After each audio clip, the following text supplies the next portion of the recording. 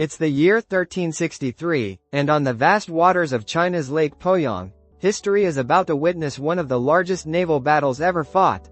A clash so massive that it dwarfed many famous sea battles we all know.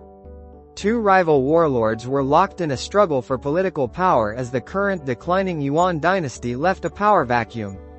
On one side of the spectrum was Zhu Yuanzhang, a brilliant rebel leader who would one day rise to become the founding emperor of the Ming Dynasty.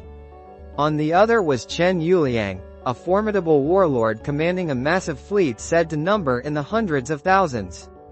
The stage was set for Lake Poyang, China's largest freshwater lake, to become a naval battlefield for the two forces. The battle raged for over a month, from late August to early October.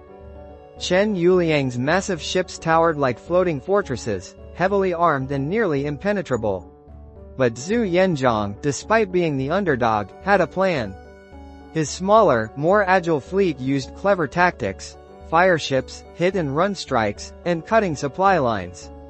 At one point, Zhu's forces filled ships with straw, pitch, and oil, setting them ablaze and steering them straight into Chen's towering warships. Imagine the scene: entire floating fortresses engulfed in flames, explosions rocking the waters, smoke emanating from the ships and covering the horizon. By the end, Zhu Yuanzhang's brilliance overcame Chen Youliang's numbers. Chen himself was killed by an arrow through the head, and Zhu emerged victorious. This wasn't just a battle, it was a turning point that set the future for China.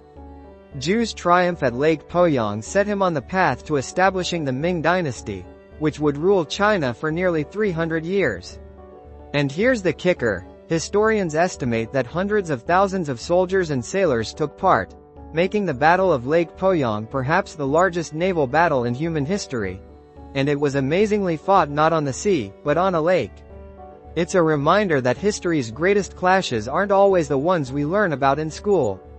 Sometimes, the biggest battles are hiding in plain sight.